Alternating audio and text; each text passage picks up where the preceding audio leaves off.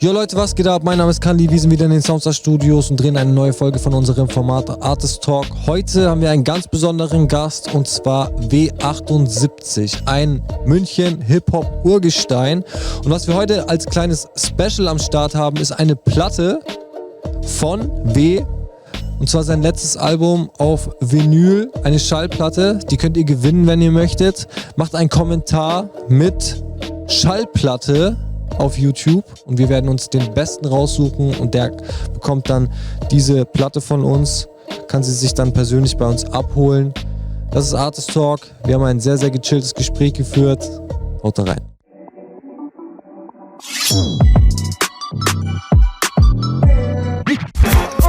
Wieso Babylon? Wieso nicht aus dieses Umfeld? Wieso pürierte Scheiß im TV? Wieso tote Umwelt? Weil es uns gut geht mit PC und Station. Weil Fische geben Geld und Standing Ovation. Wieso? Ich bin vielleicht immer ganz bach, aber ich bin in der Blät. 40 am Ball und dann dabei nur am Mic. Chill in der Pubertät. Den Schmarrn hat er mal lassen, nimm mal da Wurre die Blät. Vielleicht mal was spucken, was ein Schwanz versteht. Nimm mal die Sache zu blöd. Was geht ab? Was geht down? Schön, dass du da bist. Ich freue mich auch. Wieder back in the hood. Sendling 70. Du hast gut hergefunden. Klar. Ich kenne das Haus schon lang. Ich gehe oft vorbei, denke mir, boah, Alter, in den Kasten möchte ich mal reinschauen. Jetzt habe ich mich getraut. Jetzt bist du da, hast es in unsere heiligen Hallen geschafft. Geil. Ich fange einfach mal ganz normal an mit unseren Standardfragen, also beziehungsweise was mich halt grundsätzlich bei Künstlern interessiert. Wie hat es bei dir angefangen, dass du Musik machst? Beziehungsweise wie hast du dann gedacht, hey, boah, ich muss jetzt rappen oder Texte schreiben und hast du dir dann zu Hause dein eigenes Mikrofon hingestellt? Wie hat es angefangen? Angefangen hat es mit schlechten Gangster-Rap-Rhymes auf Englisch Beiten, weil ich damals Ice-T-Junkie war, NWA und so weiter und so fort. Das war so 90, 91. Davor habe ich schon Snap gehört, das war meine erste Rap-Platte, die ich mir gewünscht habe zum Geburtstag. Auf Kassette noch, Snap, Agathe Bauer. Kenn ich gar nicht. Kennst du nicht? Agathe Bauer. Agathe Bauer! Ah, doch, kenn ich. Hit. So, Agathe Bauer. Ist jetzt aber nicht Rap in dem Sinne, sondern war schon so ein New Jack Dance-Ding. Aber das war das erste, wo meine Aufmerksamkeit drauf gekommen ist. Und ich als Kind angefangen, ja, so Sprechgesang und Rap und überhaupt und coole schwarze Dudes und so. Und das wollte man natürlich verkörpern. Und ja, Ice-T, wow, Ice Cube, Public Enemy, der ganze Scheiß, rauf und runter, Tapes überspielt. Damals halt noch keine Haare am Sack, aber große Klappe und ja, geil, kann man machen. Funktioniert auf Englisch natürlich überhaupt nicht, wenn du nicht Englisch kannst. Offenbarung war dann natürlich, es gab natürlich schon so Gruppen wie Advanced Chemistry und so, hat man mitbekommen und so. Aber dass das ganze System funktioniert, habe ich dann mit den Fantas natürlich mitbekommen. Nicht, dass mir der Sound von denen so getaugt hätte, aber hey, die ziehen das durch auf Deutsch, rappen, alles klar, okay, geil. Ich habe damals Zeitungen ausgetragen, da war ich 13 und habe die ganze Zeit angefangen automatisch irgendwie so, ja geil, Freestyle-Dings, so immer mit dem Beat im Kopf und habe einfach vor mich hingefreestylt. Jede Woche wieder. Und habe gemerkt, ey, das geht easy peasy. Und dann habe ich angefangen, deutsche Texte zu schreiben. Und dann kam natürlich auch so ein bisschen der Fokus dafür, dass auch Gruppen aufgetaucht sind auf der Landkarte, wie Main Concept zum Beispiel, jetzt gerade in München. David P. so, und so. David P. und so. Dass man sagt, ja geil, es gibt auch hier eine Szene und dann geht man auf Jams und dann lernt man Leute kennen und so wächst man halt dann rein und trifft einen wahnsinnigen kreativen Pool an verschiedensten Leuten mit verschiedensten Backgrounds, Eastside Twins, dann später Kinderchor, eben aus denen dann Feinkost wird und so. Man trifft auf eine Landschaft, auf eine Kultur, Breaker, DJs, Graffiti, hat mich auch total angesprochen, weil ich ja gerne zeichne und so. Das war dann die Welt. Und du konntest dich da austauschen und bist dann so reingewachsen und hast dich eigentlich nur noch in Rap oder Hip-Hop artikuliert. Also warst du dann eher so mehr der Live-Rapper, bevor du angefangen hast, Sachen zu recorden? Auf alle Fälle, weil es gab ja keine Struktur, es hat ja keiner ein Studio gehabt oder irgendwas. Ich habe dann mal angefangen mit irgendeinem Dude, das war vom Jutz, ein Spätzle, hat Musik gemacht, der hatte so ein schimmeliges Studio irgendwo im Gewerbegebiet und der war aber schon 30 und ich war damals 18 und so, ja, komm mal vorbei, können wir mal Beats machen und so. Dann hat er mit so einem Keyboard so ganz schimmelig, ich habe ihm gesagt, so, ja, das und das muss so und so klingen und habe dann drauf gerappt und so, das waren so die ersten Berührungen mit einem Studio.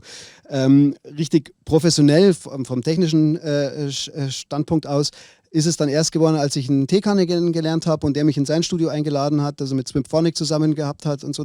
Aus der Ecke kam dann auch Lou Bega später. weiß nicht, ob das ein Begriff ist. Ja, klar. Mambo Number 5. Ja, klar. Der hat's gemacht, man, weißt du. Ne? Aber auch da aufgenommen, oder was? ja, bin ich ehrlich gesagt überfragt, wo er das recorded hat, aber auf alle Fälle kam er aus dem gleichen Stall, so von den Jungs, die dieses Studio, das war so ein Gemeinschaftsstudio. Und das war dann, hat eben der Echo-Rausch quasi, also Teekanne und damals noch Nicolizer hatten da ihren festen Workslot und haben da ihre Sachen produziert und der Teekanne hat mich dann gleich mit ins Boot geholt als freshen MC, der ja durch verschiedene Live-Aktivitäten schon in Erscheinung getreten ist, aber ich habe natürlich nichts gehabt an Sound so. Ja, und so ist das Ganze dann, ist die Lawine losgetreten. Dann hast du immer nur gerappt, auch viel gefreestylt, oder? Ja klar, es gab ja viele so Jams mit so, ja, wir machen heute große Battle Night und so, es gibt 500 Mark zu gewinnen oder eine geile Helly Hansen Jacke. Abgeräumt. Ich habe Reptile heimgeschickt. Aber gut, muss man auch ganz sagen. Reptile rasiert, oder? Ja, aber gut, ist ja nicht schwer, weil bei einem deutschsprachigen Publikum kannst du so fit Englisch rappen, wie du möchtest. Und er war ja technisch auf einem hohen Niveau. Aber die Leute sagen sich, ja komm, Englisch, ey, komm, was will er denn? Den anderen verstehen wir wenigstens, der ist cool. Und dann hast du das Ding in der Tasche. Also. Aber Reptile ist aber auch schon over, ne? Der hatte seinen Hype mit Exhibit, kurz mal so. Ich habe ja auch mal so ein kleines lustiges Intermezzo mit ihm gehabt. Ich mag da gar nicht mehr drauf. Es war, ich sag nur 9/11 ist die Bombe geplatzt. Wir haben ihn mal mit Alias zusammen auf so einem Interview ganz geil verarscht. Nach dem Gig haben wir ihn abgefangen und dann habe ich ihm so eine kleine Fangfrage gestellt und so blöd auf Englisch interviewt und wollte ihn halt aufziehen drauf, dass er auf Englisch rappt.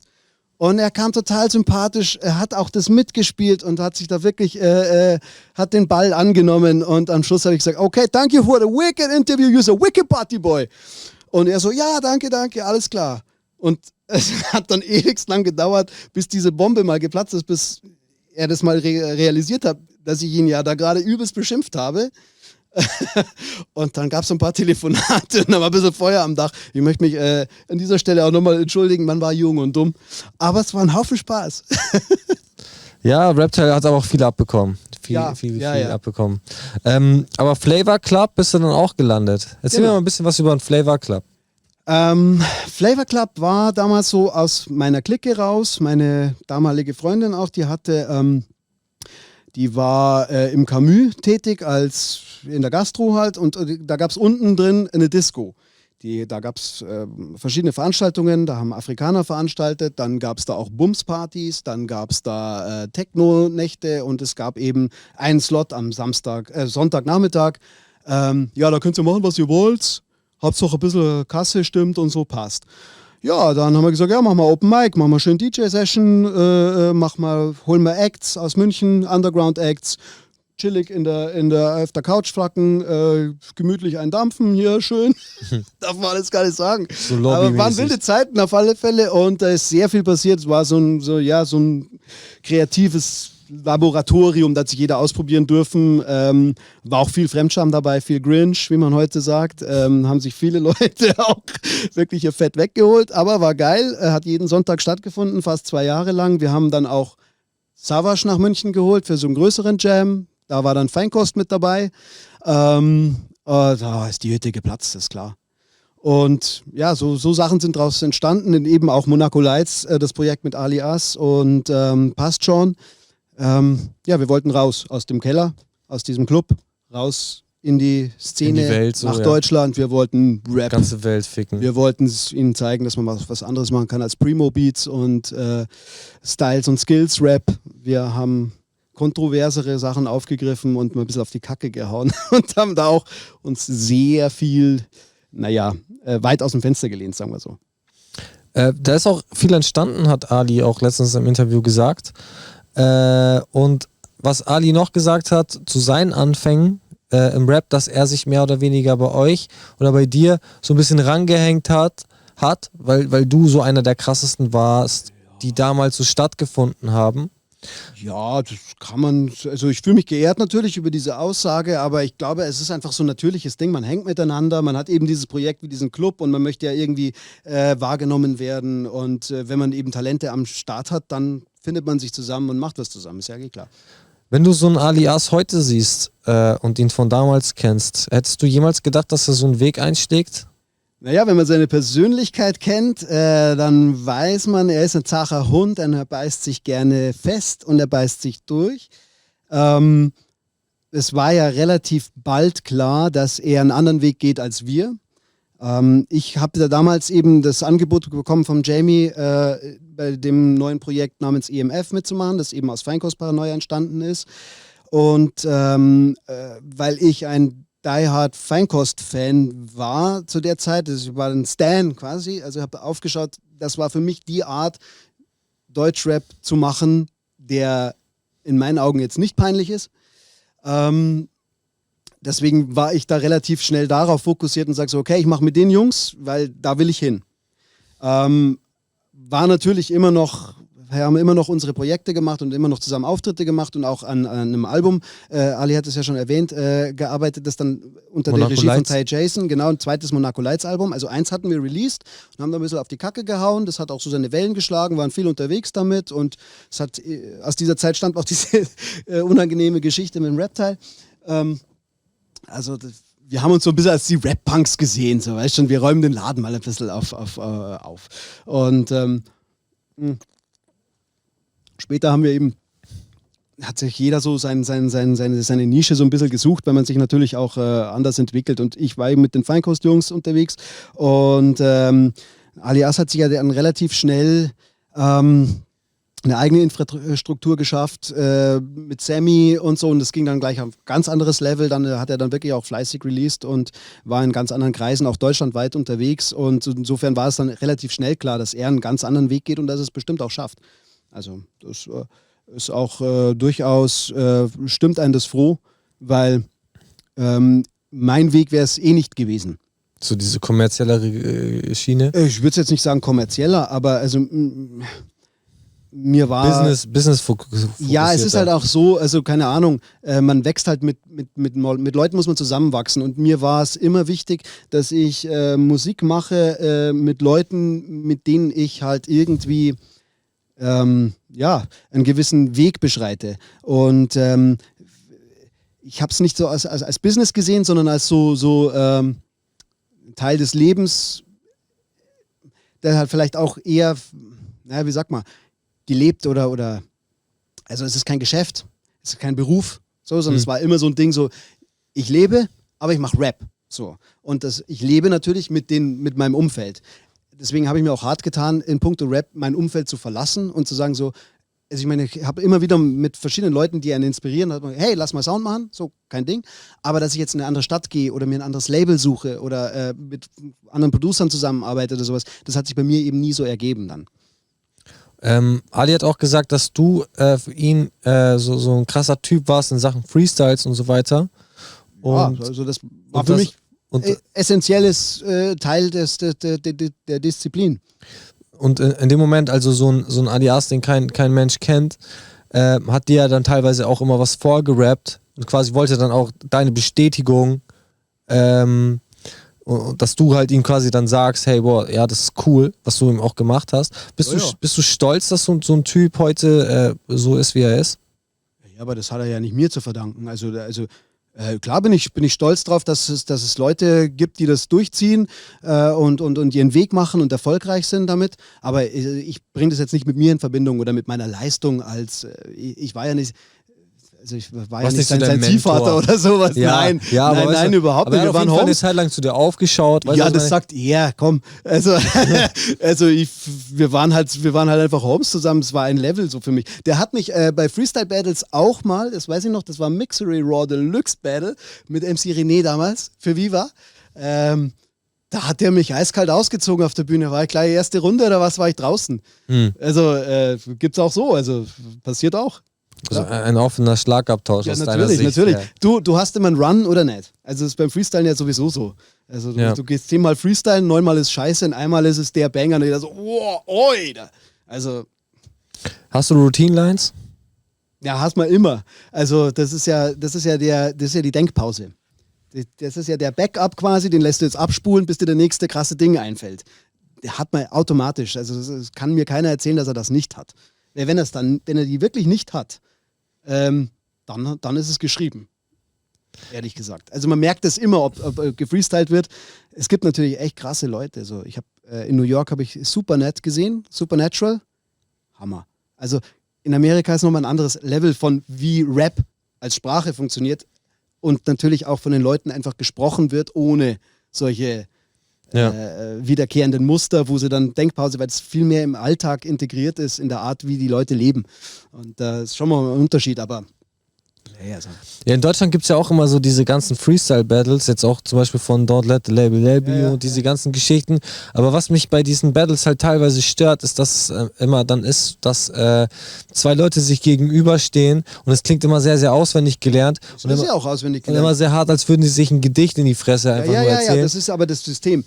Sie bekommen ja ihren Gegner, bekommen sie 3 Wochen vorher irgendwie gesagt und dann müssen sie halt recherchieren im Internet, ja, wie kann ich den ausziehen und seine Mutter und was macht die? Aha, und dann bauen die natürlich so ein Konstrukt auf, eine Dramaturgie, das üben die dann sagt ihnen ihr Home so, hey, pass auf, die Line würde ich nochmal anders machen oder mach das so und dann musst du mit den Händen dann so machen. Es ist ja wirklich, ist auch eine Kunstform, ja, also kann man schon anerkennen, aber meins nicht. Wir waren damals in Berlin und dann hieß es, ja, jetzt so, hier, jetzt ist taktlos hier am Freestylen. Und dann kommt taktlos auf die Bühne und der DJ geht von der Bühne und wir so, okay, was passiert jetzt? Musik aus und dann fängt er an zu sabbeln. Und ja, und dann kommen noch andere und freestylen alle ohne Beat. Und ich so, was ist da los? Also ich kenne Freestyle nur als eine Art von Rap-Musik auf Rap-Instrumentals. Ja, voll. Fertig. Also der Takt gibt ja auch ein gewisses Tempo so vor, da muss der mitmachen. Ja, genau. So, ja. Also A Cappella funktioniert Freestyle für mich eh nicht, weil da fehlt. Also klar kannst du selber den Rhythmus machen oder einer macht Beatbox. Das ist mehr so wie so eine Poetry Slam. Genau, und also Poetry Slam ist ja sowieso, hoppla, ich spucke ja alles voll. Poetry Slam ist ja der Feind. Und dann richtigen Hip-Hopper, so, ja, die Slammer, das sind so hängengebliebene Studenten, irgendwie so Gefühle und pathetischer Stimmeinsatz und auch Artikulation. Ja, okay, geh scheißen, Alter, auf der Street ist nix. Und genauso ist es mit diesem Written Battle. Ist eine coole Disziplin, irgendwo unterhaltsam und lustig, aber so ohne Beat, I don't know. Es hat halt nichts mit Rap-Musik zu tun. Ja, Mann, ich find's ohne Beat halt einfach auch echt krass wack, Alter. Ganz ehrlich. Aber lass uns nochmal darüber reden. Du hast gerade über Feinkost Paranoia noch geredet, über den Zusammenschluss dann, als ihr EMF gegründet habt. Wenn wir mal kurz über Feinkost reden, sagst du warst so bei Feinkost so ein Stan. Also übelster Fan mäßig. Es gab so eine Sache, die ich über Feinkost gehört habe.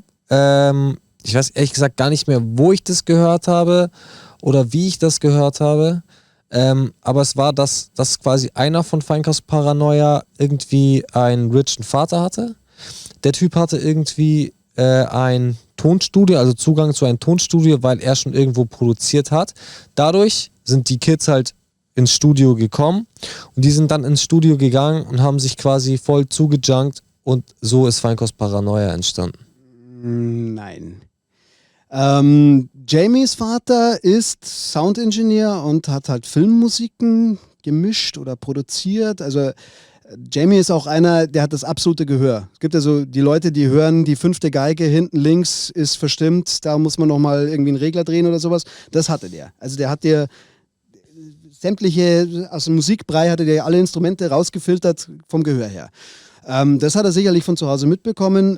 Der Vater hat aber in Kalifornien gelebt und gearbeitet und seine Mutter war in England. Er ist alleine hierher gekommen mit dem Junior damals und hat hier in München seine Spätzeln kennengelernt und übers Skaten, Sprühen oder was auch immer, über den Lifestyle on the street, so sage ich jetzt mal, same story so, man findet sich zusammen, hey geil, ja, lass mal rappen und Dings und irgendwie so hat sich das entwickelt. Wie sie dann ihr erstes Studio aufgestellt haben oder was das für ein Studio war, weiß ich nicht, weil da habe ich noch englische Texte geschrieben über yo, on the streets and you know. Also da war ich noch ganz grün hinter den Ohren. Die erste Platte, mit der Feinkost später dann in Erscheinung getreten ist, war 1995, glaube ich. Eine so dicke Tschechen-Vinyl, in der Tschechei gepresste Vinyl, die war daumendick wie die Milka-Schokolade. Und die Platte hieß Kinderchor. Hat auch, One hat da schon das Cover gemacht.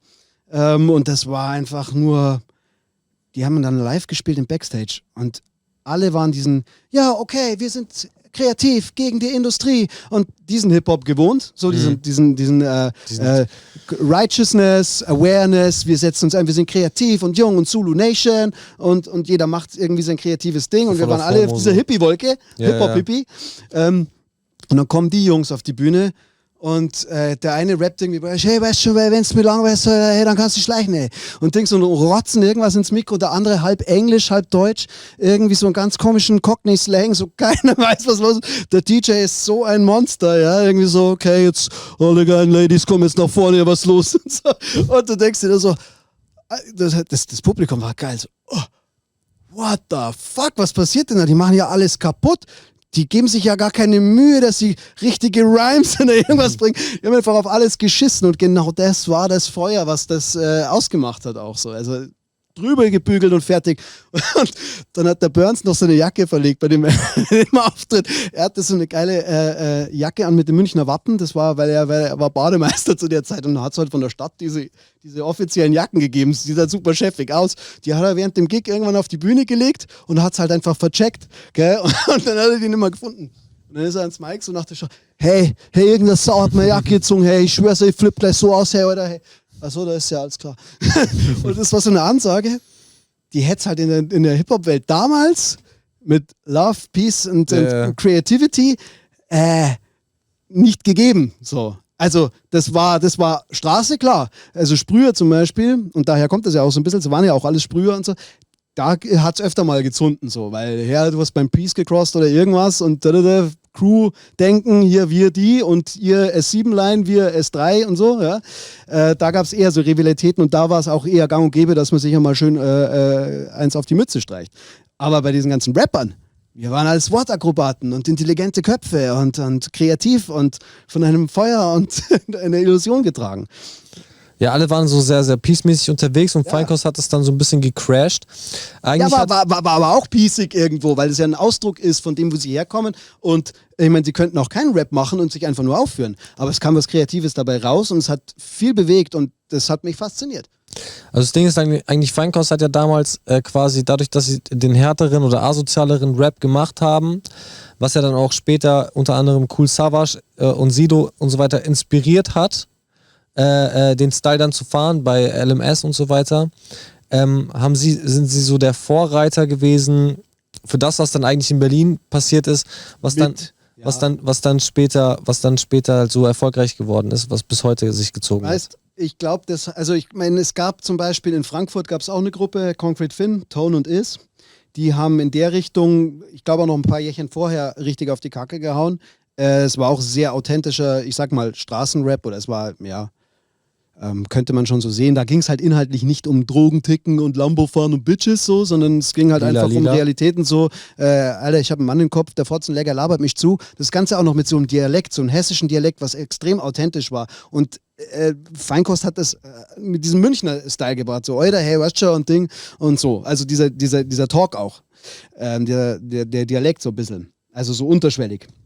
Und das hatte schon mal eine sehr authentische Wucht.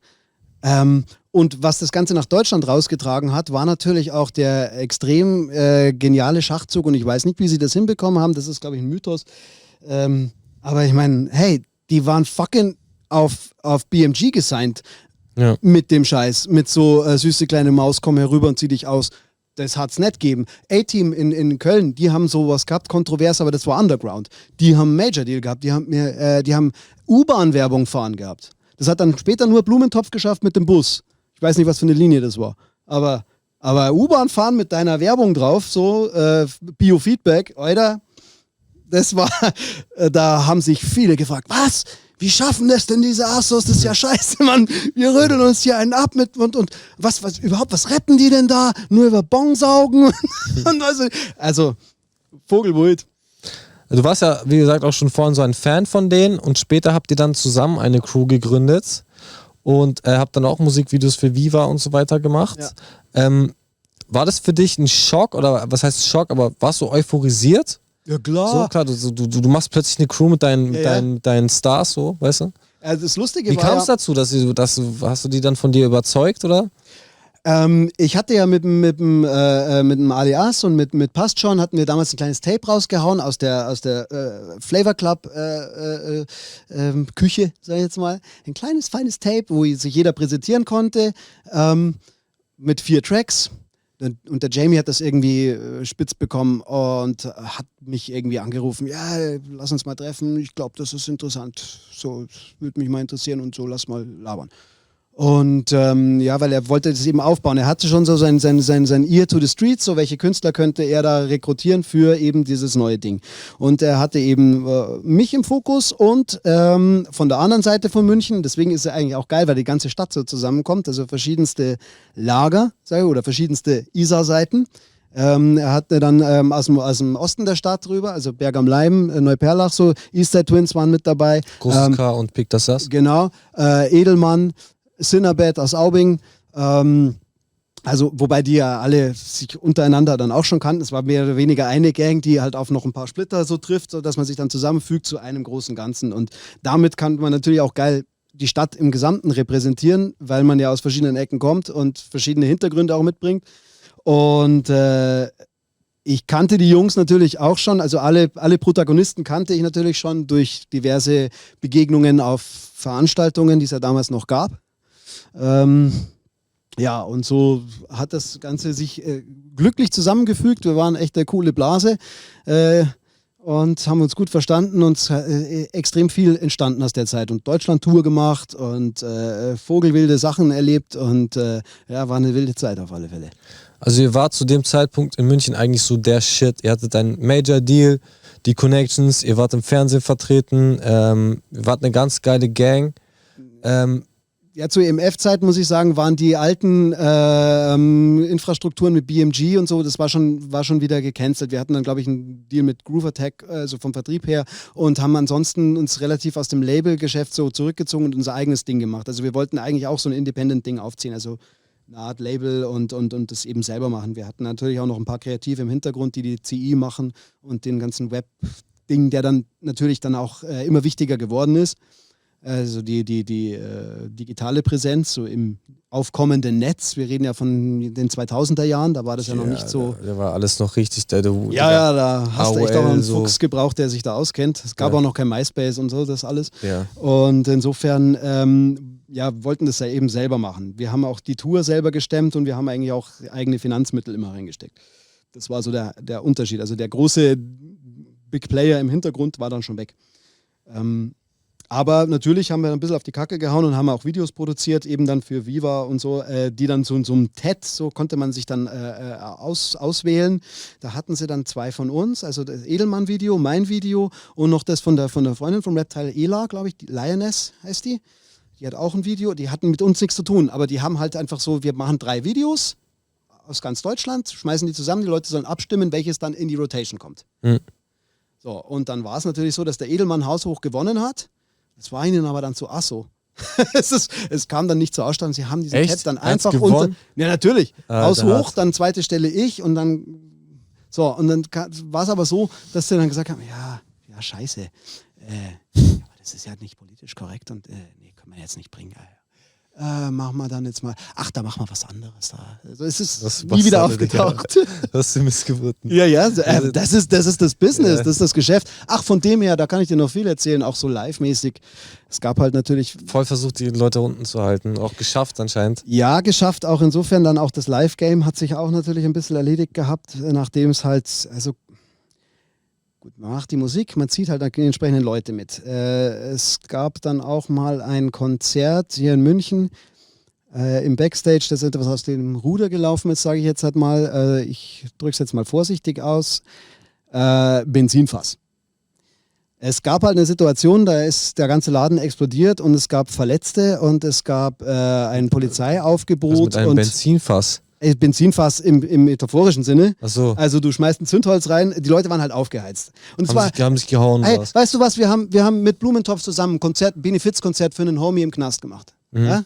Gegen Graffiti-Opfer quasi, also ein Sprüher, der halt Haufen Kaution hätte zahlen müssen oder Anwalt oder wie auch immer. Wir haben gesagt, okay, scheiß drauf, verschiedenste Lager, wir machen zusammen ein Konzert für den und so. Spenden das, um seine Kaution zu zahlen. Und es waren natürlich Fans. Kollation. Ja, Unity. So, Scheiß auf Lager. Waren aber natürlich, das musst du den Fans auch erklären. Es kommen Blumentopf-Fans und kommen Feinkost-Fans. Und Leute, also eine Menge Menschen ist ein Potenzial für gefährliche Sachen.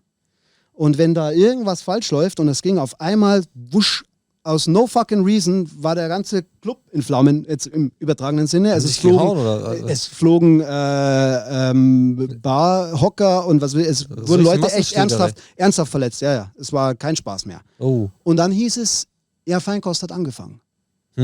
Also So von Veranstalterseite dann so, ja, also ein kleiner Fax deutschlandweit raus geschickt, so, ja, könnt ihr nicht buchen, geht der Laden auseinander. Und das sind halt dann schon so Sachen, wo du halt echt dann zum Knapsen hast und das trägst du natürlich auf deine eigene Kappe. Und wir stehen aber alle auf der Bühne und denken so, what the fuck? Und wir waren jetzt keine, die zur Gewalt aufgerufen hätten oder so, weil, also, ja, keine Ahnung, wenn du dir einen Tarantino-Film anschaust, dann hast du auch nicht Bock, irgendwie Leute zu sägen oder so, ja, sondern du schaust den Film an und denkst dir, ja, geiler Film, so, gut ist. Hat ja nichts mit mir zu tun, so. Aber das haben halt irgendwelche Leute nicht überrissen und das Ganze ist explodiert und das sind halt echt unangenehme Sachen, so. Vor allem, wenn wer zu Schaden kommt. Ja, scheiße, Digga. Ja. Dass sowas passiert. Aber mein Gott, es passiert halt mal. Ja. Kann sein, dass mal sowas passiert. Gibt auch andere Auftritte, auch heutzutage noch, wo irgendwelche Schlägereien sind und so weiter. Was natürlich dann dazu führt, dass Leute dann weniger gebucht werden oder halt geblacklistet werden, weil die Veranstalter Schiss haben, dass Stress auf ihren Veranstaltungen sind. Aber auf was ich eigentlich hinaus wollte, war, im Endeffekt wart ihr alle ganz gut aufgestellt. Ihr hattet eine ganz gute Sache und so. Was kam denn, was war dann eigentlich dann so der Grund, warum es dann zu dieser Trennung oder zu dem Abflachen war, dass es dann am Schluss dann doch nicht so wirklich funktioniert hat oder sich dann auch wieder sehr, sehr zerstreut hat? Ich glaube, es war halt einfach dann so der finanzielle lange Atem, der dann so einfach nicht da war. Ich glaube, also aus der Situation heraus, also mit der Vorgeschichte, und mit dem Ruf irgendwie weiterzumachen. Aber dieser Ruf hat ja Berlin groß gemacht.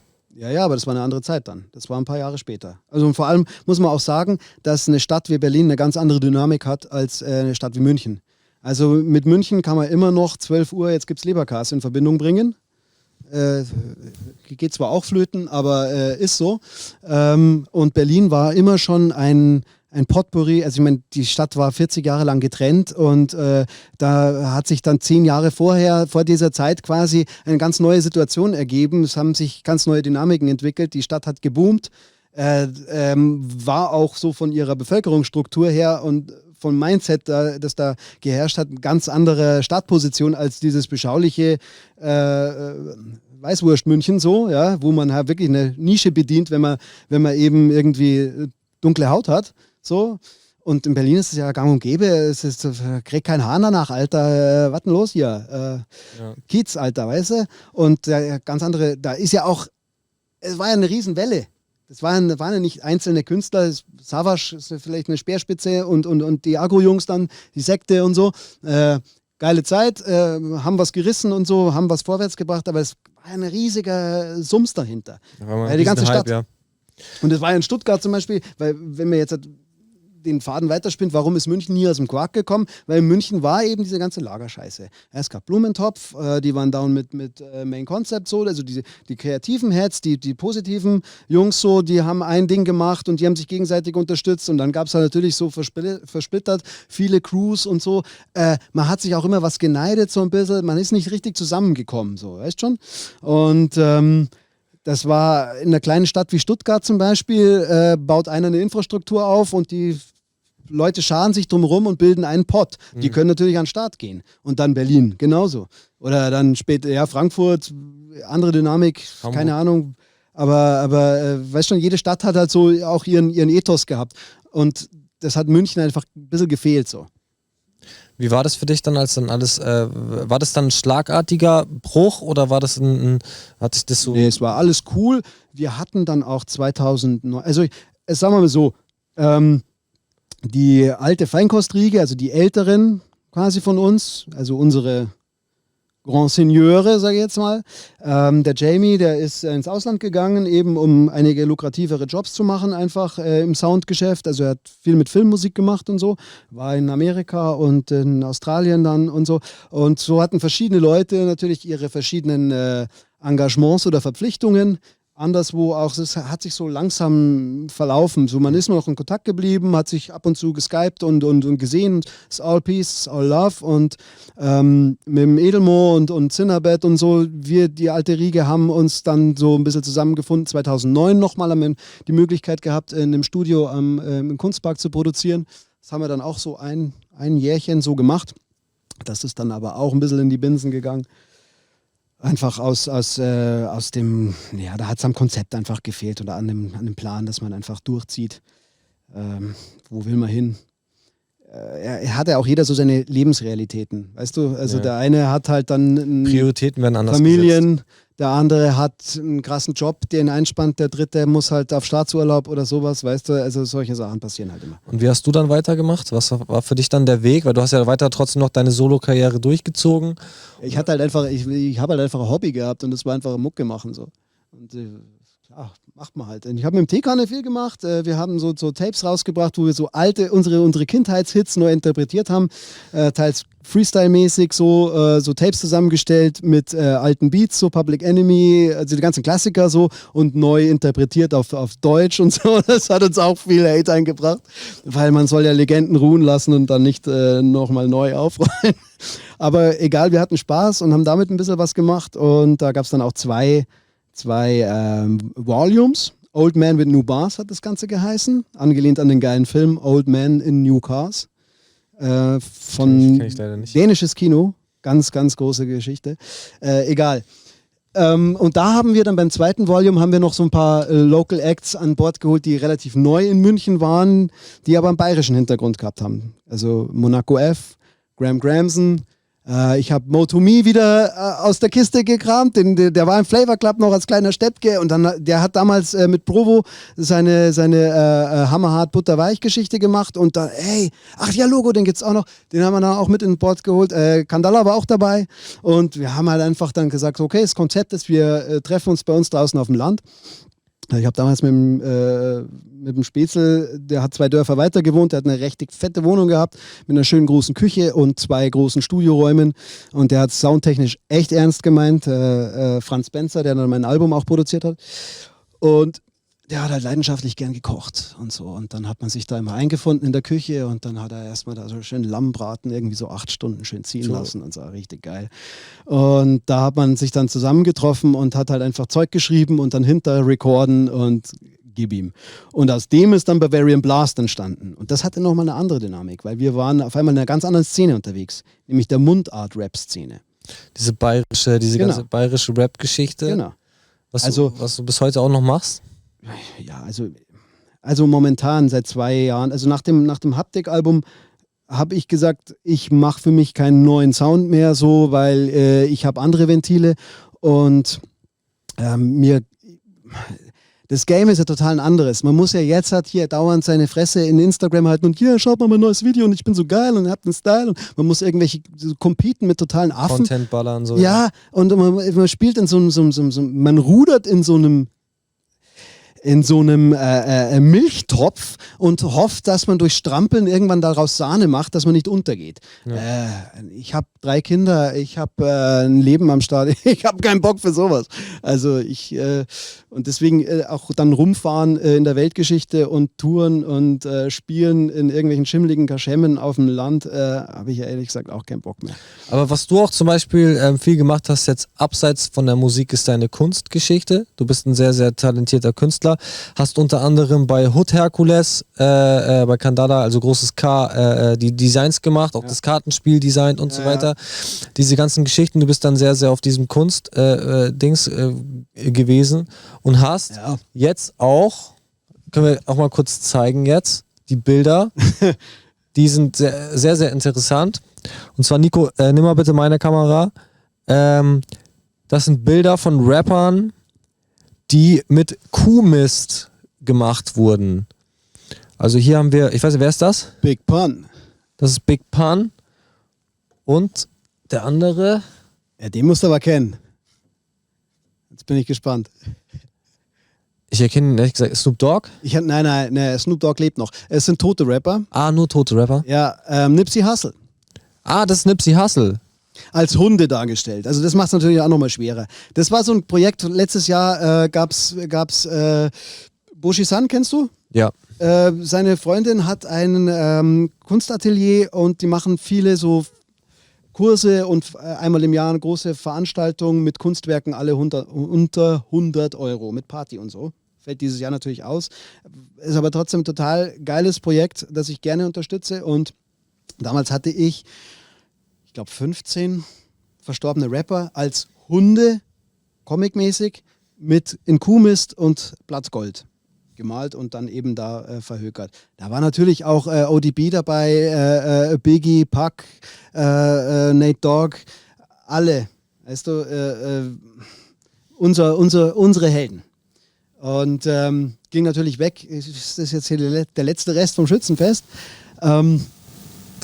Warum Kuhmist ist, also ich lebe auf dem Land. Ich habe mich inzwischen ganz anders orientiert von meinem Lifestyle her. Wie verarbeitet man das? Ist auch eine Ja, ich sammle das halt ein. Also ich arbeite in der Landwirtschaft. Ich arbeite bei Bauern und also als Betriebshelfer. So habe ich angefangen. Inzwischen mache ich es nur noch, wenn ich Bock habe und Zeit habe, weil es ist natürlich ein anderer Job so.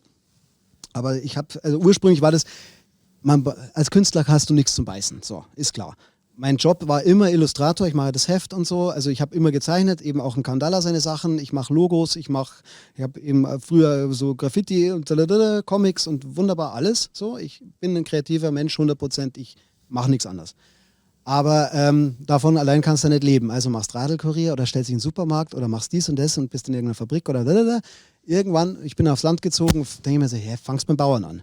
Da bin ich jetzt seit 12 Jahren zum Beispiel bei einem Betrieb einfach, weil es mir Bock macht, weil es der geilste Nebenberuf ist und das kann ich echt jedem empfehlen, der irgendwie wo wohnt, wo das möglich ist, dass er sagt so, hey, ich schaue mich mal um und frag mal bei Leuten, ob man da nicht arbeiten kann, weil du lernst so viel, handwerklich, verschiedenste Richtungen. Du lernst, wo das Essen herkommt, was alles drin steckt, bis du das auf dem Teller haben kannst, auch an Energie und an Zeit und an Geld. Auch haltungstechnisch. Was es kostet, genau, was es wert ist. Ich esse auch seitdem ganz anders. Also deswegen habe ich auch meinen eigenen Garten, ich habe meine eigenen Tiere, ich schlachte selber. Ich habe da keinen Bock mehr, mich auf die Supermarktscheiße zu... geht nicht mehr. Das ist ja teilweise der größte Müll, der da... Aber halt teilweise fast alles. Erstmal fängt er schon mal an mit Verpackung und Logistik und wo kommt der Scheißdreck her und was steckt alles drin, wo kommt das her? Nur dem Dreck haben wir ja den Corona zu verdanken, sind wir uns ganz ehrlich. Dass sie den Regenwald drüben abholzen und dann haben wir mir das auf dem Teller. Danke dafür. Aber ja, also ich will mich da ein Stück weit autark machen und weil ich halt ein Künstler bin, dachte ich mir so, ja, beim Stallwaschen bist du mit dem Dampfstrahler, stehst halt da, so es ist Frühjahr, die Viecher kommen wieder raus auf die Weide oder werden auf die Alm gefahren und du hast dann so einen leeren Stall und der ist halt von oben bis unten zugeschissen, weil die halt einfach 2 Monate da drin waren. Und dann stehst du mit dem Dampfstrahler da und denkst so, ja, wegsprühen. Ja, machst du erstmal Tags rein, so in diese Kackeschicht an der... mit dem Sprühding. Ja, das ist so dick drauf, die Kuhscheiße ist auf den Kacheln und du denkst so, spritzt es so weg und denkst so, ja geil, Tags. Ja, und dann, mache ich mal eine Mona Lisa. Naja, wenn ich das so rummachen kann, dann könnte ich das ja eigentlich auch nehmen als Malmaterial und auf Papier, Holz, Leinwand, wie auch immer bringen. Habe ich meinen Kanister mit heimgenommen, habe damit rumexperimentiert vor 8 Jahren. Stinkt das nicht krass, Digga? Die Zeit halt, solange es feucht ist. Wenn es trocknet, ich meine, riech hin, da riechst du nichts mehr. Ja, es ist tot, und vor allem ist es ein Material, was halt, ich habe inzwischen rausgefunden, es gibt eine Studie von englischen Wissenschaftlern, die haben rausgefunden, dass getrockneter Kuhmist wirkt antiseptisch, serotoninfördernd, also beruhigt den menschlichen Organismus, stärkt das Immunsystem. Deswegen sagt man auch so Leute, die auf dem Land mit Kuhmist in Berührung kommen, die sind nie krank oder haben keine Allergien und so. Also das hängt damit zusammen. Du wirst chilliger, ausgeglichener Antidepressiva werden daraus hergestellt, aus Präparaten aus Kuhmist. Krass. Also das sind so Sachen, die muss man erstmal recherchieren. Da muss man auch erstmal drauf kommen. Ja. Das ist ein sehr, sehr geniales Ding. Weißt du, ob jemand anders außer dir das noch macht auf der Welt? Es gibt eine indische Künstlerin, die hat zurzeit im Haus der Kunst eine Ausstellung oder weiß ich jetzt nicht, ob die noch läuft. Die hat aber einen anderen Ansatz. Die geht halt abstrakt her und nimmt das halt als Material auch für Objekte und so. Ist der Tradition geschuldet. Ich meine, auf der gesamten Welt gibt es Leute, die mit Kuhmist irgendwas machen. Also in Afrika werden Häuser damit oder in Indien auch wird der Boden damit gestrichen. Jeden Tag frischer Kuhdung hält die Küche keimfrei. Ist so. wirkt zwar abstrus, aber funktioniert. Und also es ist ein Kulturgut eigentlich, das verloren geht. Oder vor allem im urbanen Raum ja keinen Platz hat. Wo sollst du es herkriegen, ja? Aber ich habe mich eben darauf verlegt, dass ich dann eben gegenständlich arbeite. Also ich mal Streckst du das dann noch mit irgendwas? Wasser, nur Wasser. Hm. Ich male es wie Wasserfarbe. Ich meine, da sind natürlich so Batzal drin, so Heu und mal Insektenteil oder irgendwas. Das sind halt so Erde, Sachen drin. Dreck, so, ja. Genau, du kannst es nicht richtig kalkulieren, du kannst nicht so fein arbeiten, sondern hast halt so ein Zwiegespräch mit dem Material, dass es das macht, was du willst. Aber es funktioniert ganz gut. Ich mal Bauernhöfe, also mache sehr viel Auftragsarbeiten. Leute wollen, dass ich ihre Häuser, ihre Haustiere, ihren Blick aus dem Fenster, was weiß ich was. Ich mal Berge, ich mal Akt, Frauen, Menschen, Zeugs, Autos, Bulldogs, Traktoren, Maschinen, keine Ahnung, was Krass. Leute wollen. Geht ganz gut, hat mich durch Corona gerettet. Ja? Ja, doch, durchaus. Also, Ist ein sehr interessantes Ding, sein Geld zu verdienen, ehrlich gesagt. Was du aber auch gemacht hast, zum Beispiel, ist das legendäre Hausaufgabenheft. das stimmt, ja, genau. Wie kam es dazu, dass du überhaupt dass das passiert ist, dass du das gemacht hast? War das deine Idee? Nein. Ich war, wie gesagt, immer schon mit dem Stift in der Hand unterwegs als Kind und habe gemalt und gezeichnet und gemacht. Und habe sehr viel Comics gezeichnet, weil ich halt Comics auch gelesen habe wie ein Irrer. Und dann gab es in München eine Zeichnervereinigung, die hieß Comicstrich damals. Das waren lauter alte Säcke, also alt, mit 20er halt, mit 30 so, ja, in dem Alter. Und ich war alle 15. Die haben sich im Klenze 17 getroffen, hatten ihren Stammtisch und da bin ich immer hingetigert mit meinen Zeichnungen und ja, geil, die haben so Ausstellungen gemacht und kostenlos Heft rausgebracht und so Alben und so, also richtig, sind schon in die Öffentlichkeit gegangen und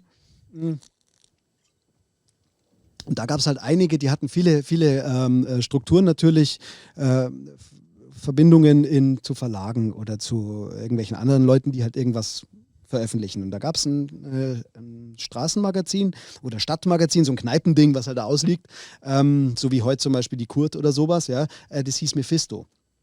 Und das waren die Macher, die waren selber noch in der Schule, die haben gerade Abi gemacht oder zu der Zeit und hatten aber zeitgleich für ihre Schule schon so einen Hausaufgabenplaner am Laufen, den sie, ich glaube 1 oder 2 Jahre vorher schon so münchenweit verteilt haben. Also sie hatten an ihrer Schule ihr eigenes Hausaufgabenheft und damals gab es das nicht. Es gab halt nur so aus dem Schreibwarenhandel Blanko-Hefte, Standards, ja. Blanko, ja, genau. Oder halt vom Kultusministerium irgendwie so blöd beim Vordruck, aber da war keine Zeichnung drin und gar nichts.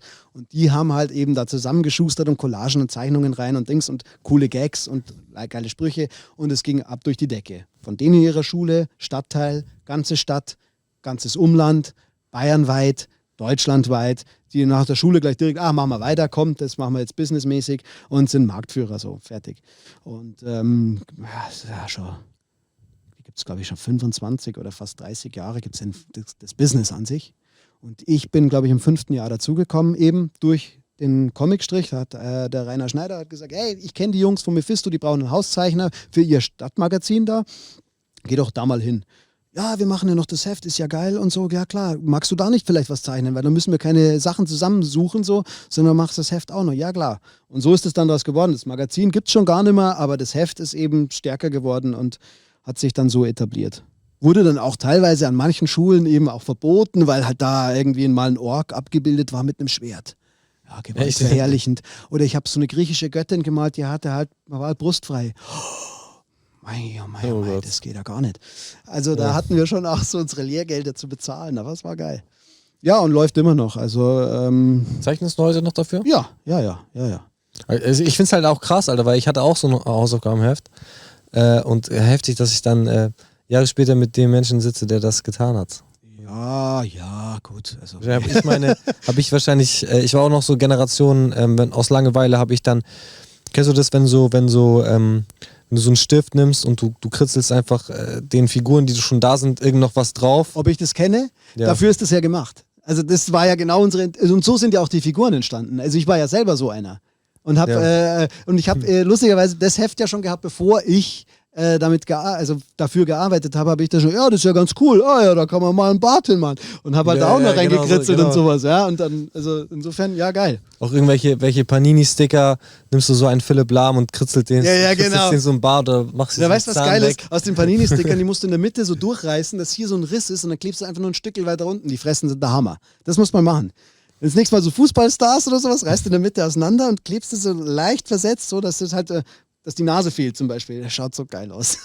Weißt du, was auch krass war in der Zeit damals, weiß ich noch, da war ich im Heim und dann hab ich mich lange mit diesen Heften beschäftigt, ist dieser, ich weiß gar nicht mehr, wie das heißt, Digga, aber ich habe das gerade hart in meinem Kopf, wo du immer diesen rot gestreiften Typen suchen musst. Wo ist Walter? Where's Waldo? Ja, genau. Ja, Mann. Ja. Das ist böse, Alter. Also ganz, ganz, ganz böse Verbindung wäre das und Kiffen oder noch Schlimmeres. Das ist aber wie hart, gell? Ganz grober Hirnschaden. Ja. Immer so Bilder, wo so voll viel stattfindet und so. Also das zu zeichnen ist bestimmt auch richtig, richtig heftig. Ja, ich denke mir das immer bei den Sachen vom One. Wer ist One? Wer ist One? Wer ist One? One ist der Graffiti-Gott. Es ist der Sprüher aus München, der wirklich das krasseste technische Niveau in die Welt getragen hat. Also der ist unter den Top in der Welt. Also jeder auf der Welt, der sich mit Graffiti auseinandersetzt, kennt One. Was hat er anders gemacht als andere? Also was der hat wahnsinnig, der hat Aktionen geliefert. Also ist ein Münchner, ist auch so aus der Feinkostblase so. ABC Crew. Der war natürlich früher auch Hardcore-Bomben unterwegs. So, Trains gemacht und alles, aber halt technisch. Weißt du, normalerweise Train so, gehst in den Yard, machst 10 Minuten, ballerst dein Silber-Schwarz hin und fertig und weg, ab. Der hat sich da Zeit genommen und hat dann da so einen Drachen, chinesische Drachen, über 30 Meter, gesamte S-Bahn-Länge, End-to-End, mit den Schuppen und alles. So, also schon relativ flott und so, der war schon, die haben ihn nie geschnappt, also richtig. Aber, und das Krasse war, er hat sie jahrelang gefoppt, der hat immer so krasse Sachen gemacht. Dann hat er dann mal so eine Telefonsex-Hotline-Werbung hat er auf einen Train gesprüht, also mit einer fotorealistischen Alten, so hier schön Moppies raus und alles. Und dann die Telefonnummer hin vom Bundesgrenzschutz, die waren damals zuständig für so Graffiti-Delikte. Und die Leute haben da angerufen, weil sie gedacht haben, das ist eine Official-Werbung. Ja? Weil es so geil gezeichnet war. Ja, das sah aus wie ein Foto. Ja? Und das Ganze halt schnell mal so auf schwarz, ohne dass man dass man ihn schnappt. Ja? Und dann lauter solche Aktionen hat er gewartet. Er ist Legende, der Typ ist Legende. Und pass auf, er hatte diese Drachen gemacht, das hat er ein paar Mal gemacht. Dann haben sie gedacht, pass auf, wir kriegen den nicht. Wir machen es folgendermaßen, wir locken ihn. Wir buffen bloß den Kopf von dem Drachen weg. Also Buff heißt also, der Zug wird gereinigt, aber nur der Kopf ist gereinigt worden. Dass es ihn fuchst und er hingeht, sie wollten ihn einfach tratzen. Sie hätten nicht damit gerechnet, dass er nochmal hingeht, den Kopf nochmal macht. Und es gibt 2 Fotos von dem gleichen Piece. Also der Drachenkopf hat einmal einen Zahn weniger in der zweiten Version. Daran siehst du es dann, dass er nochmal hin ist und nicht gebastelt worden ist. Er hat sie alle gefickt. Profi, Digga. Ja, also, der ist wirklich Profi. Du siehst doch, diese Alkohollieferservice oder sowas, der malt auch ganz gern so Busse, Hubschrauber, irgendwas mit so Monstergesichtern, ganz detailliert, 1000 Zähne, Augen. Wahnsinn, total trippiges Zeug. Also, und bei dem denke ich mir auch so, der versinkt richtig in seiner Arbeit so. So ähnlich wie Where's Waldo. Also richtiger Hammer. Tunnel. Hammer. So. Ich finde es halt einfach auch, weil du jetzt gerade schon dieses Ding angesprochen hast, jetzt mal so München, Berlin zum Beispiel. Wenn in München jetzt ein Künstler oder ein Graffiti-Künstler sich wirklich mal so die Eier in die Hand nimmt, Alter, und sagt, okay, ich mache jetzt diesen Train, auch weil gerade die Strafen in München oder in Bayern viel höher sind, weißt du so? Ja, oder auch, ich glaube, die Überwachungstechnik ist halt einfach hier so, die probieren es hier halt aus. Viel Ausbildung statt auch. Viel intensiver wirst du hier auch verfolgt und irgendwie gefickt. In Berlin lassen die das stehen. Weißt du? Ja, Berlin fehlen halt auch die finanziellen Mittel, da ständig mit der Farbrolle hinterher zu laufen irgendwo. Und vor allem ist da die Flut an Leuten, die das machen. Also die sind ja überrollt. Ja, und München diese Dreistigkeit, mit der One-Up und so die Leute das alles praktizieren oder Paradox und so, Abseilen vom Hochhaus und sowas, euer Hut ab. Also geile Aktion auf alle Fälle und da kommst halt dann auch nicht mehr nach. Irgendwann also fehlt mir auch ein bisschen in München, aber... Ja, aber auf der anderen Seite... Ja, auf der anderen Seite, es hat alles so seinen Platz, finde ich so ein bisschen. Also in der Altstadt täte ich mir jetzt hart, es zu wert zu schätzen, wenn einer sich da von der Frauenkirche abseilt und die von oben bis unten zuhackt. Ja, so krasse Denkmäler oder so Sachen, die halt so voll Dings sind. Das zu besprühen ist halt dann schon so okay. Berlin sieht alles scheiße aus. Aber also so ein paar Graffitis in der Stadt, alle wären schon lustig. Ja. Weißt du, die lassen ja auch in die Innenstadt teilweise Leute legal sprühen. Ja, da können sie sich austoben. Das ist wie mit Skateparks hinstellen, dann bleiben die Treppen vom KVR verschont. Und so. Es gibt halt auch einen Unterschied zwischen einfach nur dummes Rumschmieren klar. und Kunst, weißt du so. Und ich finde, so ein guter Graffiti-Künstler, wenn der sich mal eine Hauswand macht, also dann kommt auch geile Sachen mal raus. Ja, wobei du darfst mit Sprühern darfst dich noch nicht unterhalten. Es gibt ein Level, das heißt Skill, also was kann einer, und das andere ist halt einfach, was traut sich der andere oder Holz einfach unter zu. Druck. Da spielt dann Ästhetik auch nicht so unbedingt die Rolle, sondern eher das, wo sind deine Eier, was machst du jetzt gerade, ja? Also wenn du jetzt da das Bullenrevier zuhackst, dann kann es grottig sein, wie es nochmal ist. Ja. Das ist halt einfach Respekt so, ja. Es gibt auch Stellen, auch in Berlin, ich war letztens in Berlin, da gibt es Stellen, die sind besprüht, wo du dir dann auch denkst, wie ist dieser Mensch da hingekommen? Ja, das waren die mit Abseilen und alles. Also schön der Zwicker und die Flex ist ganz gängiges Werkzeug bei den Jungs so. Es ist crazy, aber jetzt lass uns doch mal kurz über die Münchner Rap-Szene reden. Wen verfolgst du? Verfolgst du die aktuelle Münchner Rap-Szene? Hast du das auf dem Schirm? Bist du da irgendwie dabei? Also ich weiß halt von meinem Sohn, der jetzt gerade in dem Alter ist, der ist jetzt 20. Es gibt schon so ein paar Jungs, ich hoffe, ich kriege die zusammen. Wie heißt der? Polarize zum Beispiel, war ich lustigerweise neulich mal im Unterdeck, oder was heißt neulich? Das ist schon 2 Jahre her. Ja, das sind halt so junge Dudes. Und weißt schon, ich als alter Skeptiker, ich bin ja ein Rap-Nazi so. Also es ist ja, ich komme ja eben aus der Generation, wo man sagt so, ja, Crew, so, was bei euch los? So, yeah. Na, so chillen in the B-Boy-Stands, so, mach mal deine Moves, dann komme ich. So, ja. Aus dem Aspekt stellst du dich dann in irgendeinen Club rein, wo alle einfach mal 10 bis 20 Jahre jünger sind als du selber. So, ne? Stehe ich da drin und denke mir so, ja, das kann ja jetzt nichts sein. Und dann war ich echt positiv überrascht. Die Jungs haben halt echt Feuer und das hat, die hatten ihre Crowd im Griff, die waren souverän, die haben das richtig pro runtergerissen und mitgerissen und haben eine geile Appearance. So. Also gibt es viele junge Dudes, die ich halt leider natürlich nicht mehr richtig stringent verfolge, so von A bis Z und dann natürlich auch dahin fahre oder was weiß ich, aber das Netz macht es möglich, dass man sowas mitbekommt und natürlich, wenn du jetzt einen daheim hast, der sich Zeug pumpt, dann kriegt man dann schon ein bisschen mehr mit. Aber ich bin da fast draußen, muss ich sagen. Also ich kriege sehr wenig mit. Man hat halt dann immer versucht zu sagen, ja, da kommt ja nichts mehr nach. Das ist mit dem Bayern-Rap-Ding ja zum Beispiel genauso. Also Dicht und Ergreifend zum Beispiel, mein letztes Konzert als Rapper oder wo ich Gast war, meinen letzten Auftritt als Rapper, habe ich letztes Jahr mir in der Olympiahalle gegönnt. Als Gast von Dicht und Ergreifend. Nur um nochmal aufzugreifen, in welchen Dimensionen auch dieses Mundart-Rap-Ding. Ne? Wie viele Leute das war fast ausverkauft. Das waren, wie viele Leute passen da rein? Ich glaube 12.000 Plätze sind's und 10.000 waren da. So, also es war packed, so. Also es war auf alle Fälle das Krasseste an Konzert, auch so von die Jungs, da haben wir natürlich eine ganz andere Herangehensweise. Das ist ja wirklich Entertainment. Das ist eine richtige Show mit verschiedenen Elementen und dann Stage-Diving im riesen aufblasbaren Einhorn lassen sie sich durch die ganze Halle tragen und rappen dabei und so. Also das ist richtig geile Sachen. Alle die Sachen gemacht, die wir immer schon machen wollten, weißt du schon? Ja. Geht richtig ab, kriegt man natürlich als Hip-Hopper oder als Rapper, der jetzt auf Trap steht oder auf den Straßensound oder so, kriegst du es ja natürlich null mit, spricht ja eine ganz andere Klientel an. Ja. Ist so ein bisschen weg vom Daily Business. Ja, klar, es ist eine komplett andere Nische so. Also geht auf alle Fälle gut ab, ist jetzt aber auch nicht natürlich meine Definition von Hip-Hop und wo ich herkomme und was ich jetzt privat höre.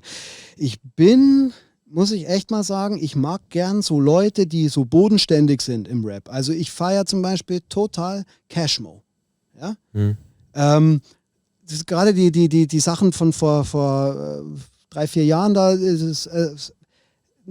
holt mich ab, weil es harmonisch ist, weil es so oldschoolig ist, so ein bisschen, weil es ist meine Generation, der hat eine Biografie, die kann ich nachvollziehen, da sage ich mir, das ist gerade raus, der muss sich nicht aus dem Fenster lehnen, was er alles der weiß, was er gemacht hat und das ist gut. Arbeitet aber auch schon lange, Ist lange dabei, ist ein stringent, der ist ein Hund auch, der ist beißt sich aber fest. auch, hat sich nicht verkauft auch. Genau, der macht sein Ding, der behält seine Penunze schön für sich, der zahlt das lieber alles selber.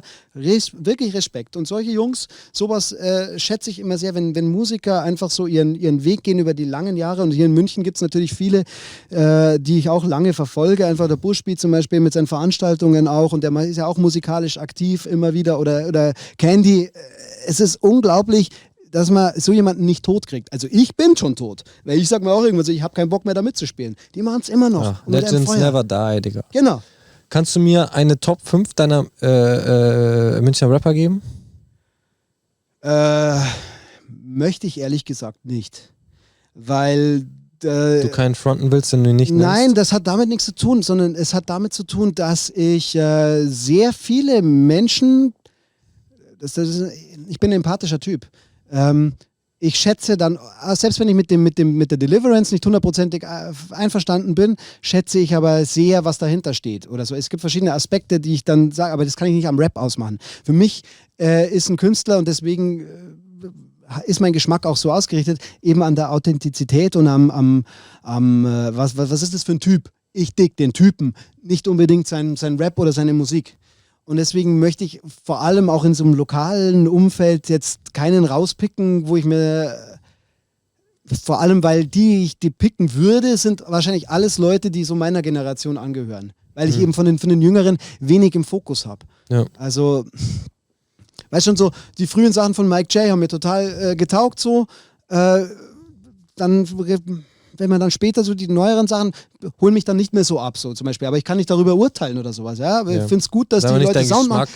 So, ja. Ja. Also, jeder hat ja auch eine Entwicklung und jeder ist bis zum gewissen Stadium trifft es das dann. Mancher kommt erst dahin und mancher war da schon. Auch andere musikalische Einflüsse, wo du einfach vielleicht komplett raus bist, wenn du irgendwas hörst und weißt gar nicht, was jetzt ihn inspiriert hat. Ja, zum genau, Beispiel. eben. Und die Biografie spielt er da auch. Und Ja. wo man gerade selber steht auch. So was, weißt schon, wenn ich jetzt bei der Stallarbeit bin, so, dann denke ich an alles, aber nicht an Rap. Das ist genau das gleiche, wie wenn du voll happy mit deiner Freundin bist oder mit deiner Frau und dann kriegst du einen Song vorgesetzt, der voll auf Liebeskummerbasis ist, dann kannst du den im Moment einfach nicht feiern. Also was Weißt du? ich sowieso total dick hab, ist so Pathetik. Also ich mag im Rap überhaupt nicht so pathetische Sachen. Was ist Pathetik, Digga? Ja, Pathetik ist so auf so eine Theaterlevel gehobene Emotionalität. Also Dieses sowas. Übertheatralische so. Ja, also bleiben wir mal bei Cashmore zum Beispiel.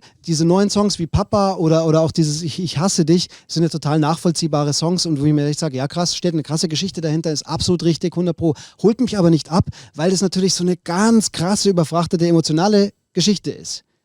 Dagegen, wenn er dann über die Spilo rappt und dass er Spilo-süchtig war, dann hat das ist so unbemüht, authentisch, so locker, dieses ganze Elend in der Spilo dargebracht. Das finde ich dann wieder genial. Also wenn du probierst, ich mache jetzt einen Song über Liebeskummer, wo die ganze Welt zusammenbricht, dann geht es in die Hose für mich. So, sage ich mir so. Das haben die Eastside Twins ganz gut drauf gehabt, vor allem der Nick. Der hat immer so gerappt, egal über welches Thema, als ob es ihm total wurscht ist. Also so, als ob es ihm am Arsch vorbeigeht. So eine Lockerness in den krassesten Themen, wo du dir denkst so, der Content passt überhaupt nicht zu Deliverance, aber genau das catcht einen dann so. Und dann kommt es auch, dann fühlst du es auch so, weil es halt so normal ist. Ja, es ist ja. Ja, die Geschmäcker sind verschieden, aber ich finde, deine Ansichten sind auf jeden Fall durchdacht, Digga. Also es ist jetzt nicht so, dass du... Ja, oder gefühlt oder wie auch immer. Ich meine, keine Ahnung, ich bin ja bloß ein Ding. Was können wir denn in der Zukunft von dir erwarten? Hast du irgendwas geplant gerade? Irgendwas, wo du gerade daran arbeitest? Also musikalisch auf alle Fälle jetzt eher mal nix. Ich bin aber... Ich beobachte natürlich trotzdem so, was mich interessiert, aber ja, ich möchte Scheiße zu Gold machen. Also ich möchte vielleicht echt nur noch mit Scheiße malen, also ganz ehrlich. Also mit Kuhscheiße, nichts anderes, aber Kuhscheiße. ja, es ist schon mal ein Unterschied. Ich meine, hey, da gibt es ja auch so viel Hate dann so, weißt du schon so. Also ich meine, es war jetzt ja noch ein riesiges Medieninteresse, es war ja der BR, es war Sat.1, es war Bild-Zeitung, es war also sämtliches Fernseh- und Webformat und Magazine waren alle bei mir, haben Fotostories gemacht und wunderbar. Von dem Kuh-Dings? Ja, von der Kuhmistkunst. Und da gibt es dann natürlich auch im Internet dann in den Kommentarspalten so viel Hate, das ist so geil. Ja. So, ja, dafür hasse ich sie, die Bayern. So, für was? Weil ich mit Scheiße mal, hast du ganz Bayern oder was? Was ist denn bei dir los, Alter? Und dann, machst mit Scheiße Geld, dann kriege ich auch so E-Mails, ja genau, dann kriege ich auch so E-Mails so, ja, und danach leckst du schön den Pinsel ab, oder? Und dann, aber weißt du schon, in der E-Mail-Adresse voller Name, so Karl-Heinz W. aus, so, weißt du, so denke ich mir so, Alter, du Rentner, dir gehört das Internet weggenommen, fertig aus, du bist genauso einer, der auf eine Corona-Demo geht, Alter, du Vogel. Oh, Digga, das sind die, weißt du, die Leute so, Alter. so, ja, keine Ahnung. Und ach, die ganzen Leute, es gibt viele Leute, denen Internet verboten gehört, Ja, Digga. ja. Leider Gottes so viel. Ich habe es auch in meinen Kommentarspalten auf Facebook jedes Mal, wo ich mich dann auf irgendwelche Diskussionen einlasse und den dann voll ernst nehme und dann klicke ich aufs Profil und denke mir so, Digga, weißt du, und so. genau das ist auch der Grund, warum ich zum Beispiel mit Rap aktiv nicht mehr arbeiten will. Weil das funktioniert ja heute nicht mehr über Jams und über Tonträger und da Dings und einen guten Du Vertrieb. kriegst die Kritik gar nicht mehr real, Digga. So, du kriegst hier sie kommt keiner, weißt schon, Ja. früher auf einer Jam, wenn einer sagt so, ja, dein Style taugt mir nicht, ich sage, ja, ist okay, oder was ist los, oder dann komm mal aus dem Pushen, was hast du drauf, so, dann ist Battle oder sowas, ist alles so legitim, das ist face to face. Aber weißt du, diese ganzen Opfer, und genau an dem Punkt, finde ich, hat die Menschheit alles Recht der Welt auszusterben, wenn es einfach ein Gros der Leute ihre Existenz dadurch definiert, dass sie ihre Meinungsfreiheit ausleben, indem sie jemand anderem unter die Nase drücken, wie scheiße derjenige ist, bloß um zu kaschieren, dass sie selber viel beschissener sind, weil Ja. sie gar nichts machen, Voll. außer Tasten drücken und im Bildschirm geht, voll. Fällt mir nicht, Alter, voll der Opfer. Oder das Opfer bist du. Ja, übelst, Digga. Weil wie oft, Digga, habe ich Songs hochgeladen, wo sehr viel Arbeit drin steckt, egal, Beatproduzenten, aufnehmen, Text schreiben, mischen, mastern, bla bla, dann noch Video dazu drehen, Leute mobilisieren, bla bla, die ganze Scheiße schneiden und so weiter. Im Endeffekt einpflegen, Marketing, bla bla. Und dann sitzt da irgendein Hans-Joachim Spasti vor seinem scheiß PC und kritisiert dein Ding, Digga, voll respektlos. Und dann schaust du den an, Digga, und denkst dir, er ist der größte. Ja, wenn du den triffst im Leben, sagst du, Vollidiot. was ist los? Und dann ist Ja. so, Genau, dann schauen sie auf den Boden, Digga. Es ist, stimmt schon. Also Internetgeneration ist auf jeden Fall sehr scheiße. Ich finde es auch sehr, sehr schade. Ich persönlich, als ich angefangen habe, mich mit Rap auseinanderzusetzen, wirklich, sagen wir mal so intensiv, war so ab 2003, 2004, 2005. Wo ich angefangen habe, damit zu arbeiten, war so Richtung 2009. Da habe ich im Studio dann gearbeitet, als Praktikant auch schon, habe dann Leute recorded und so weiter. Und was bei uns damals war, da war ja Spotify und dieses ganze Streaming-Scheiß gab es ja damals noch gar genau. nicht. Und da war YouTube auch noch sehr, sehr weg vom Fenster. Also da war es dann eher so, ich bin noch Generation, so wie ich das gelernt habe, im Musikgeschäft, noch mit physischen Verkäufen ja, genau. und Live-Gigs. Genau, den Kontakt. Es ist eine Genau. haptische Sache. Genau. Musik zum Anfassen. Also, Und da bist du wirklich dahin gegangen und du hast die Crowd dann von deinem Scheiß überzeugt. Wenn du gut gerappt hast, dann warst du einfach cool. Genau. Angenommen Peace Camp, beste Beispiel. Ja, genau. Ich habe damals meine ersten Gigs zum Beispiel auch im Peace Camp gehabt, auch wenn da nicht viele Leute waren. das macht gar nichts. Du bist runter Gerade von der über Bühne. sowas. Du bist runter von der Bühne.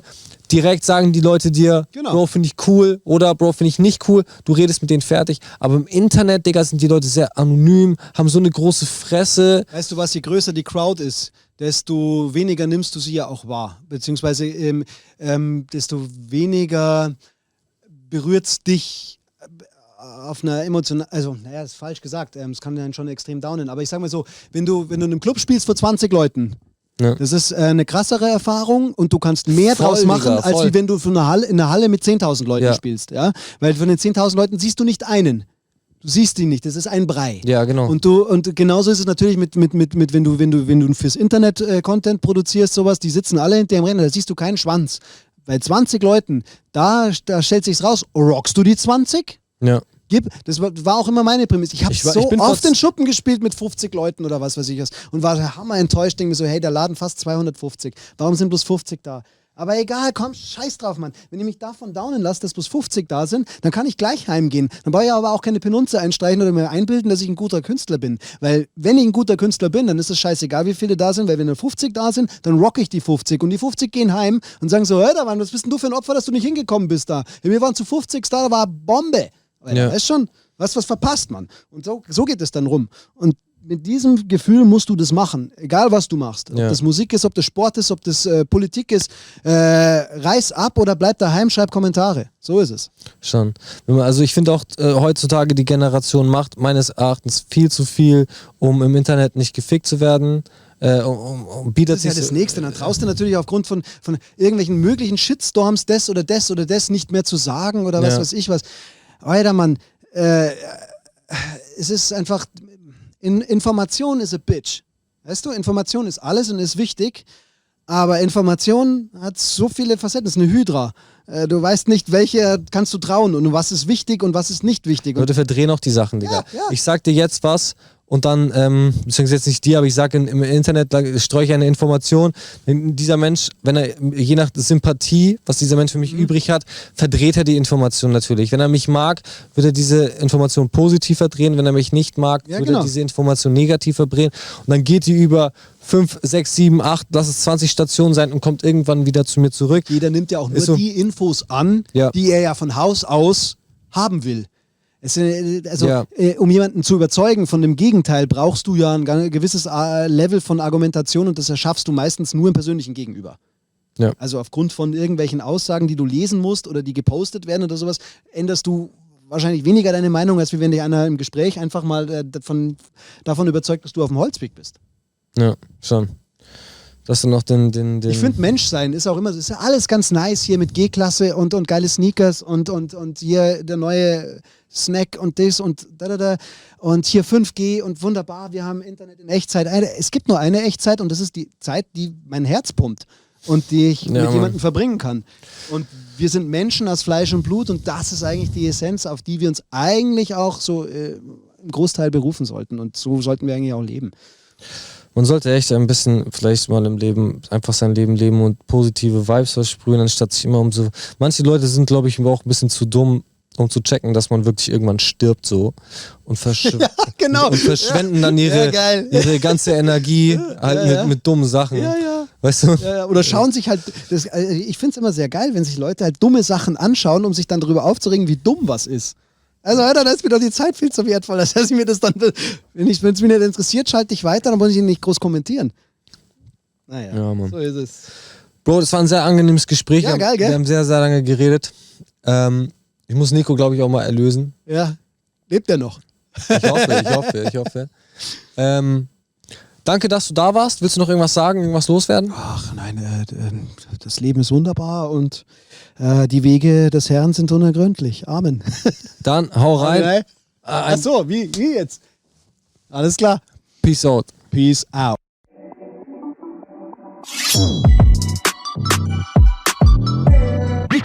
Jo Leute, das war unsere neue Folge von Artist Talk. Ich hoffe, es hat euch gefallen. Wenn es euch gefallen hat, dann macht einen Daumen nach oben, abonniert den Channel, macht einen Kommentar, geht in die Beschreibung, checkt W78 definitiv auf Instagram, Spotify und so weiter und checkt auch unsere ganzen anderen Artist Talk Folgen. Wie gesagt, Platte auch noch da. Wartet auf einen Kommentar, der die Platte zum Abholen organisiert. Bis demnächst.